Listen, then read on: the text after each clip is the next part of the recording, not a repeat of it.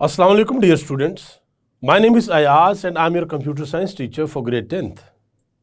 Dear students, हम अपने आज के लेक्चर में वेरिएबल्स और उनकी डाटा टाइप्स के बारे में पढ़ेंगे. सो आइए अपना आज का लेक्चर स्टार्ट करते हैं. डियर स्टूडेंट्स, हमने अपने प्रीवियस लेक्चर में थोड़ा सा इंट्रोडक्शन पढ़ा था वेरिएबल्स का. हमने देखा था कि वेरिएबल होता क्या है. हम अपने आज के लेक्चर में बड़े डिटेल के साथ सीखेंगे कि वेरिएबल होता क्या है, और इसके बाद फिर हम डाटा टाइप्स के बारे में भी पढ़ेंगे कि डाटा टाइप्स क्या होती हैं, वेरिएबल में हम किस किस्म का डाटा स्टोर कर सकते हैं. सबसे पहले तो हम ये समझने की कोशिश करते हैं कि वेरिएबल है क्या. डियर स्टूडेंट्स, बेसिकली वेरिएबल क्या है? Name of memory location. कि हमारे कंप्यूटर के अंदर जो मेमोरी होती है, उस मेमोरी के अंदर डिफरेंट लोकेशंस होती हैं. लेट्स सपोज हम समझने के लिए यहाँ पे डिफरेंट लोकेशंस बनाते हैं. ये हमारे पास डिफरेंट लोकेशंस हैं हमारी मेमोरी के अंदर. अब हम क्या करते हैं कि हम इन डिफरेंट लोकेशंस पे अपना डाटा स्टोर करते हैं.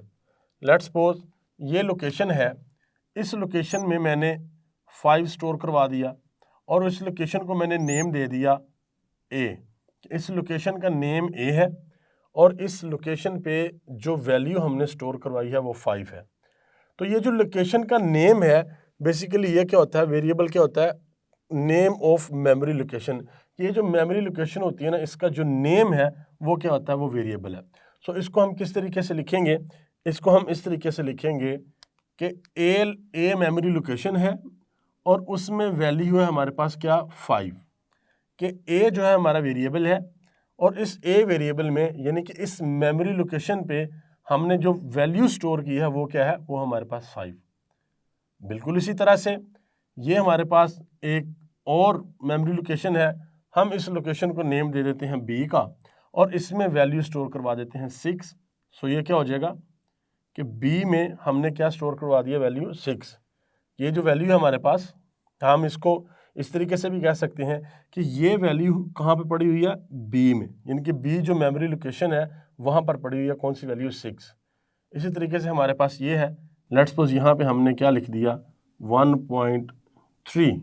तो क्या होगा, हम ये कह सकेंगे कि इस मेमोरी लोकेशन का नाम रख लेते हैं हम सी 1.3. सो हम कह सकते हैं कि 1.3 हमने स्टोर करवाया है कहाँ पे, सी में. तो सी क्या है, सी एक मेमोरी लोकेशन है.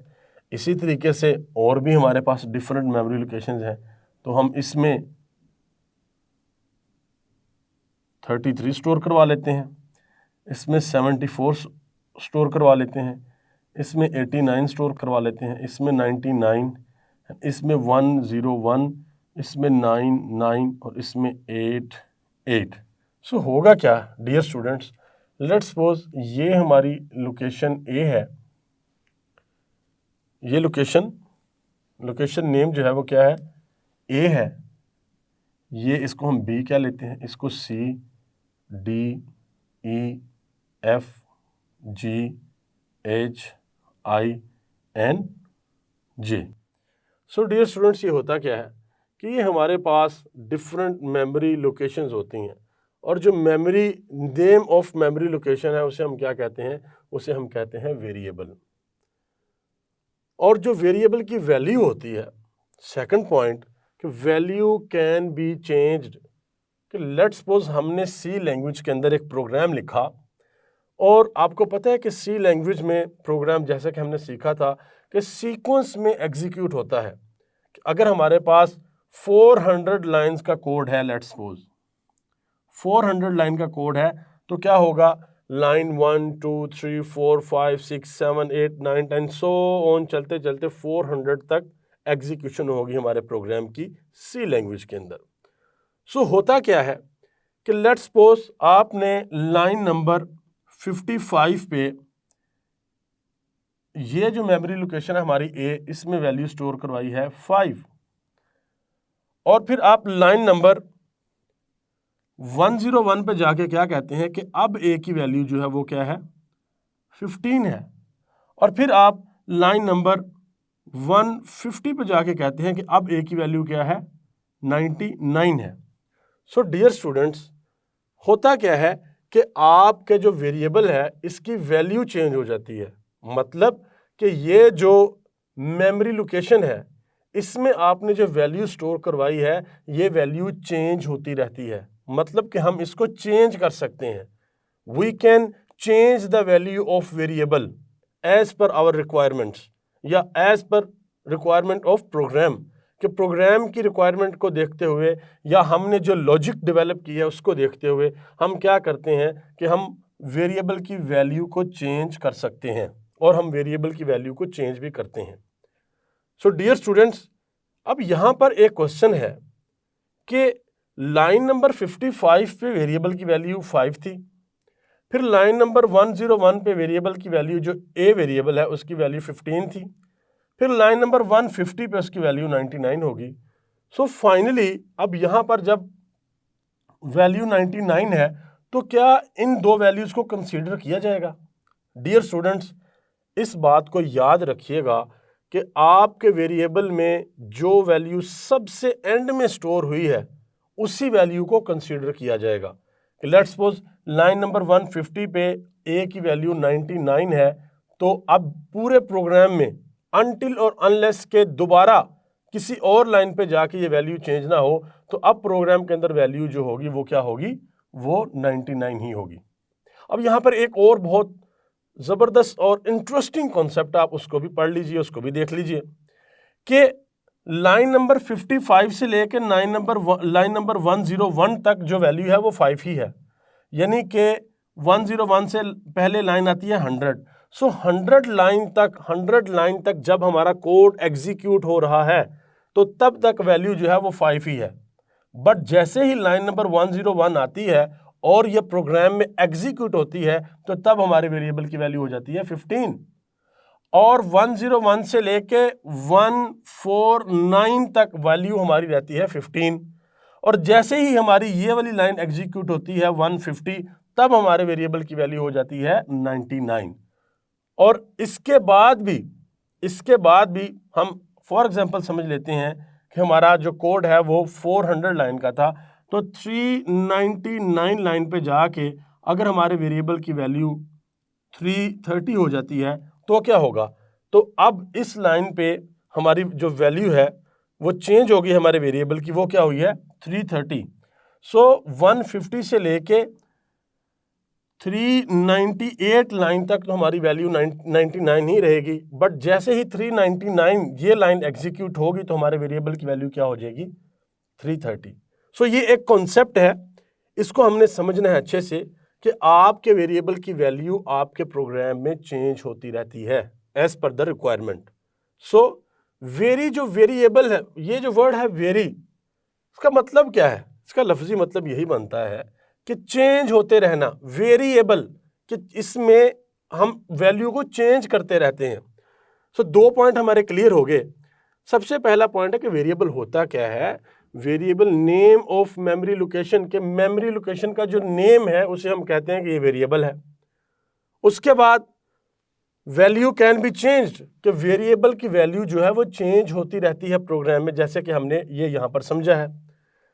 उसके बाद यूनिक नेम। डियर स्टूडेंट्स, ये जो हमारी डिफरेंट लोकेशंस हैं जिसको हमने A, B, C, D, E, F, G, H, I, J का नेम दिया है, डियर स्टूडेंट्स ये लोकेशंस के नेम है, यानी कि ये वेरिएबल्स के नेम है। क्योंकि हम लोकेशन, जो मेमोरी लोकेशन है उसको हम वेरिएबल कह रहे हैं। सो अब से ऑनवर्ड हम इस लोकेशन को क्या कहेंगे कि ये वेरिएबल है A जिसमें एक वैल्यू स्टोर है 5, ये वेरिएबल है B जिसमें वैल्यू स्टोर है 6। सो आपके प्रोग्राम के अंदर आपका जो वेरिएबल होता है वो यूनिक होता है, यानी कि अगर आपने एक वेरिएबल का नेम A रख दिया तो वो फिर एक A नेम का वेरिएबल पूरे प्रोग्राम में एक ही होगा, कोई और नहीं हो सकता। ओके, यानी कि ये जो इस मेमोरी लोकेशन को आपने नेम जो दे दिया ये इसी का नेम है। और अगर आपने इस मेमोरी लोकेशन को लेट्स सपोज J नेम दे दिया है तो अब ये J नेम आप किसी और मेमोरी लोकेशन को नहीं दे सकते। ये यूनिक नेम होता है, जो वेरिएबल का नेम होता है ये यूनिक नेम होता है और इसे हम क्या कहते हैं, इसे हम आइडेंटिफायर कहते हैं कि जो वेरिएबल का नेम है ये क्या है, ये आइडेंटिफायर है। So dear students, name of memory location, variable, value can be change, कि वैल्यू चेंज हो सकती है, और यूनिक नेम, कि हर वेरिएबल का एक अपना यूनिक नेम होता है। प्रोग्राम में हम उस नेम को एक ही दफ़ा, यानी कि एक वेरिएबल का जो नेम होता है वो नेम उसका वही रहता है, वो चेंज नहीं होता। जो भी लोकेशन को आपने नेम दिया वो नेम वही रहेगा। And next point is data type. Dear students, this point is very very very important. इसको अंडरस्टैंड करना है कि डेटा टाइप क्या है। डियर स्टूडेंट्स, हमने यहां पर यह देखा है कि आपकी जो मेमोरी लोकेशंस हैं उस पे हमने डेटे को स्टोर किया है, वैल्यूज को स्टोर किया है। अब देखें, एक वैल्यू 5 है, एक 6 है, एक 1.3 है, एक 33 है। इस तरह करते करते हमारे पास 88 भी यहां पर आ गया। सो डियर स्टूडेंट्स, ये जो डाटा हमने स्टोर किया है इसकी अपनी एक टाइप है, इसकी एक अपनी टाइप है। सो हमारे पास जो डाटे की टाइप्स हैं वो 3 डिफरेंट टाइप्स हैं। एक हमारे पास डाटा होता है इंटीजर टाइप का, एक हमारे पास डाटा होता है फ्लोट, और एक होता है कैरेक्टर। अब ये इंटीजर क्या है, फ्लोट क्या है और कैरेक्टर क्या है, इसको हम डिटेल से समझेंगे। अभी हमने ये सीख लिया है कि वेरिएबल क्या होता है, मेमोरी लोकेशन क्या होती है, वेरिएबल की वैल्यू चेंज होती है, उसका यूनिक नेम होता है और उसकी डाटा टाइप होती है। अब हम आते हैं डाटा टाइप की तरफ। सो हमारी बुक में एक टेबल है, टेबल 1.2। आप उस टेबल में देखिएगा, आपको कुछ डाटा टाइप्स मिलेंगी, फिर उनके कीवर्ड्स मिलेंगे और फिर कुछ वैल्यूज भी मिलेंगी। सो डियर स्टूडेंट्स, यहां पे हमारे पास एक टेबल है। उस टेबल के फर्स्ट कॉलम में देखें, फर्स्ट रो में आपके पास हेडिंग्स हैं। वो क्या है, types of data, keywords, values. So type of data में we have 3 different type of data, integer type, real and character. जो इंटीजर टाइप का डाटा होता है उसकी जो रिप्रेजेंटेशन है वो हम किससे करते हैं, INT से। INT यानी कि इंट, ये कीवर्ड है और ये रिजर्व वर्ड है सी लैंग्वेज के अंदर। डियर स्टूडेंट्स, आपको याद होगा हमने एक लेक्चर में सीखा था कि सी लैंग्वेज में और इसी तरीके से जो दूसरी प्रोग्रामिंग लैंग्वेजेस हैं, इसमें जावा है, पाइथन है और जो डिफरेंट प्रोग्रामिंग लैंग्वेजेस हैं, हर लैंग्वेज के अंदर अपने कुछ रिजर्व वर्ड्स होते हैं या कीवर्ड्स होते हैं। सो ये जो इंट है ये क्या है, ये एक रिजर्व वर्ड है या कीवर्ड है। इसी तरीके से जो दूसरी हमारी डाटा टाइप है उसे हम या रियल कहते हैं या फिर हम उसे क्या कहते हैं, फ्लोटिंग डाटा टाइप कहते हैं। हम रियल भी कहते हैं और फ्लोटिंग भी कहते हैं। सो उसका जो कीवर्ड है वो क्या है, वो है फ्लोट, FLOAT, फ्लोट।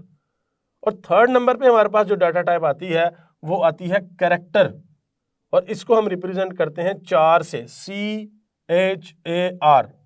और इसका जो कीवर्ड है कैरेक्टर का वो CHAR है, जो फ्लोटिंग या रियल है उसका फ्लोट है, जो इंटीजर है उसका INT है। अब इंटीजर में किस तरीके की वैल्यू जो है, किस तरह की वैल्यू स्टोर होती है, जैसे 1 2 3 को स्टोर कर लें, 5 को स्टोर कर लें, 6 को कर लें, 9 को कर लें, -2 को कर लें, -6 को कर लें। सो इस तरह की सारी वैल्यूज जो डिजिट वैल्यूज हैं आपकी, वो सारी की सारी आपकी किस पे स्टोर होती हैं, इंटीजर में। बट याद रखिएगा, आपकी इंटीजर डाटा टाइप में आपकी पॉइंट वाली वैल्यू स्टोर नहीं होती। लेट्स सपोज अगर हम ये कहें 3.9, अगर आप इसको इंटीजर डाटा टाइप में स्टोर करेंगे तो इंटीजर इसको 3 कंसीडर करेगा, 3.9 कंसीडर नहीं करेगा। इसी तरह जो सेकंड नंबर पे हमारे पास फ्लोटिंग डाटा टाइप है या रियल डाटा टाइप है, इसमें क्या होता है कि इसमें हम पॉइंट्स की जो वैल्यू होती हैं, जो पॉइंट्स वाली वैल्यू होती हैं, हम उनको स्टोर करते हैं। जैसे 25.79, 4.9, 7.7, 6.67, इस तरीके से हम फ्लोट जो हमारी डाटा टाइप है उसमें हम ये वैल्यूज, इन वैल्यूज को स्टोर करते हैं। और थर्ड नंबर पे हमारे पास जो डाटा टाइप है वो है character data type. Character data type का जो कीवर्ड, जैसा कि हमने देखा, CHAR 4 है। इसमें हम सिंगल कैरेक्टर को स्टोर करते हैं, सिंगल कैरेक्टर को, और वो सिंगल इन्वर्टेड कोमास के अंदर होता है कैरेक्टर। जैसे कि हमने यहाँ पर m लिखा हुआ है, ये m भी हो सकता है, ये a भी हो सकता है, ये कोई आपका साइन भी, कोई सिंबल हो सकता है, ये आपका कोई स्पेशल कैरेक्टर हो सकता है, बट होगा एक कैरेक्टर डाटा टाइप में आपकी सिंगल वैल्यू स्टोर होती है।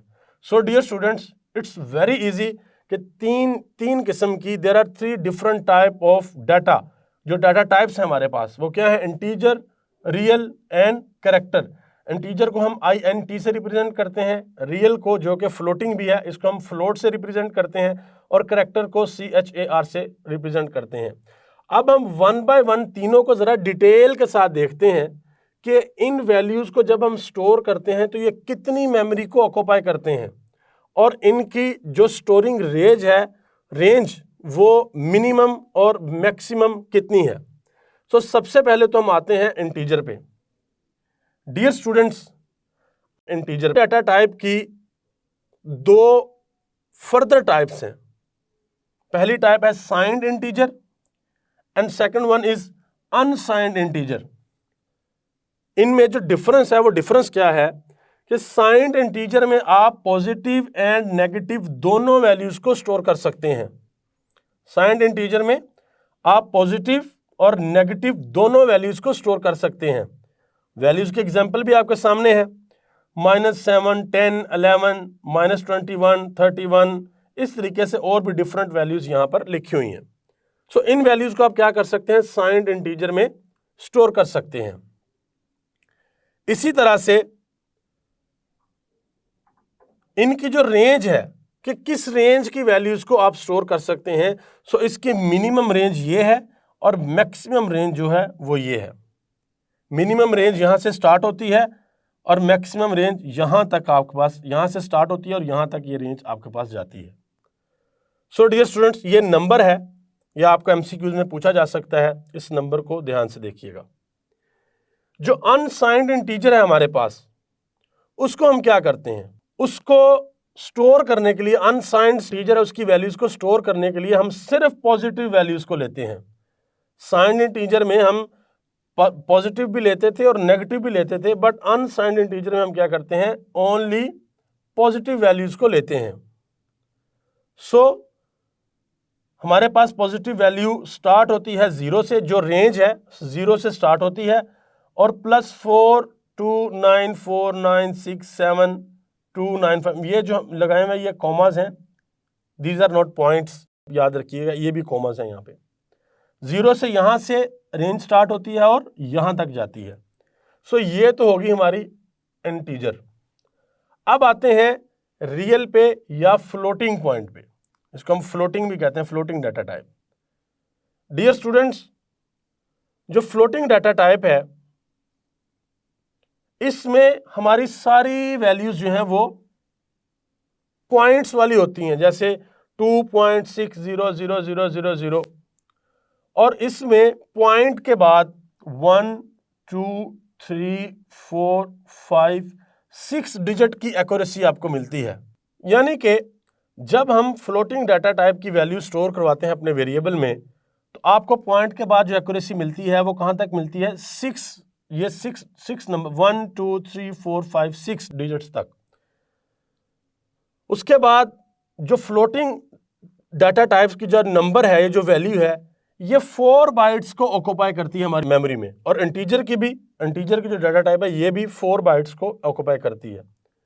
और फ्लोटिंग डाटा टाइप की जो रेंज है वो 3.4 मल्टीप्लाई बाय 10⁻⁻38 से स्टार्ट होती है, एंड 3.4 मल्टीप्लाई बाय 10⁻38 पॉजिटिव 38 तक जाती है। सो डियर स्टूडेंट्स, ये इंटीजर डाटा टाइप एंड ये जो है हमारे पास ये फ्लोटिंग डाटा टाइप है। अब आते हैं हम कैरेक्टर डाटा टाइप पे। इंटीजर भी हमारे पास होगी, हमने इसकी इंटीजर में 2 डिफरेंट थी आगे से जो टाइप्स थी, साइंड एंड अनसाइंड, और इसमें हमने देख लिया कि हमारी मिनिमम और मैक्सिमम रेंज क्या है, और उसके बाद अनसाइंड में भी हमने देख लिया कि मिनिमम और मैक्सिमम रेंज क्या है। हमने ये भी देख लिया कि साइंड में पॉजिटिव और नेगेटिव वैल्यूज दोनों स्टोर करते हैं, और अनसाइंड में सिर्फ पॉजिटिव वैल्यू स्टोर होती है। और फ्लोटिंग में पॉजिटिव नेगेटिव दोनों वैल्यूज स्टोर होती हैं। उनकी मिनिमम रेंज ये है और मैक्सिमम रेंज ये है। उसके बाद डियर स्टूडेंट्स हम आते हैं कैरेक्टर, जो डाटा टाइप हमारे इसके ऊपर।